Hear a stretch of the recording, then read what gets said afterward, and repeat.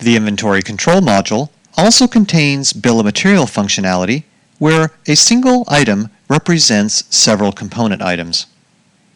When identifying bills of material items, identify the build quantity. This represents how many items are built in any one cycle.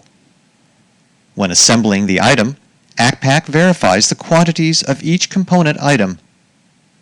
Multiple build levels can be established where a component item is in itself a master bill of material. In addition, multiple variations of the bill of material can be created to allow alternate items to be replaced. Bill of materials also allow both fixed and variable costs to be entered to account for any non-item costs, such as renting equipment to make the assembly, or to account for glue, wire, or tape that isn't significant enough to be identified as a separate component item. Because multiple bill of materials may contain the majority of the same items, a copy function is provided. In addition, an update function is provided to globally update one or more existing bill of materials when adjustments need to be made, such as to replace an item that is no longer available with a compatible replacement. Selecting the bill of materials icon displays this window, where subcomponent items are selected that represent a master item. The buttons at the top of the window provide the ability to scroll through existing bill of materials.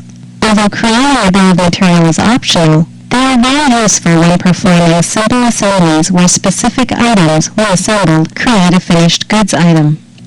Although the bill of material feature does not track scrap and yield factors, it is a good tool for, let's say, a framed piece of artwork which might consist of a photo, a piece of glass, a mat, and a frame, or the assembly of a bicycle consisting of several components as well as both fixed and variable costs. The first step is to create an item number within our inventory that is going to be the master top-level item. Here, selecting one that already exists, the 1500 series desk accessory. Notice the format of this item number is different than the structure of the desk lamp item number demonstrated in previous lessons. Remember, different items can contain different formats, with or without segment validation. The master item needs to be assigned a bill of material number.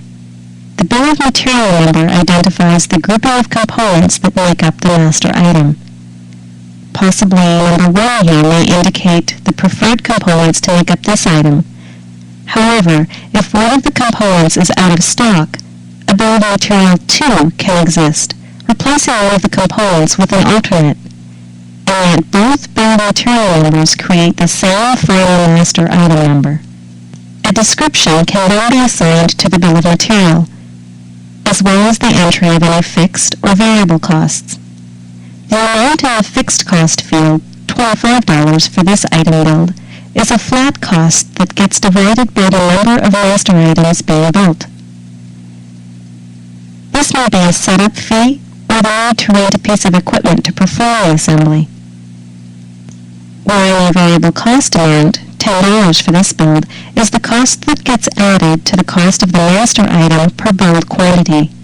This may be labor or small incidental costs like tape, wire, and glue that are not items that are stocked within inventory.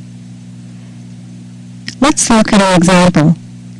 If only one of these items is built, the additional cost added to the cost of the component items will be $35. If 2 items are built at the same time, the additional cost amount will be $45. $25 for the fixed cost, plus 2 times $10 for the variable cost. This causes the fixed cost to get distributed among all the master items being built during that build run. The build quantity identifies how many master items can be made from the component items. For this item, it is 1, based on the unit of measure. However, possibly the component items may contain units of measure of box, case, or dozen, of which 10 master items at a minimum may need to be built. Whatever this number is, only a factor of the build quantity can be assembled. Therefore, if it is 1, you may build 1, 3, 12, or 52. While if the build quantity is 10, the actual quantity being built must be multiples of 10, so 10, 30, 100, or 250 can be built. But not 55, because the component items may not come out equally. If the assembly is to take place only during specific date ranges to possibly handle seasonal items, enter the start and end date range here. Blank dates indicate the item can be assembled at any time. The lower portion of the window shows the component items that make up this master item.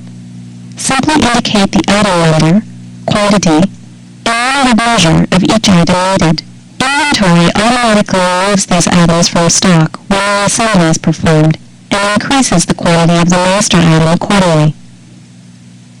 If one of the component items is in itself a bill of material item, such as the Hunt's 2500 series filing cabinet listed at the end, the system enters yes in the component BON field number.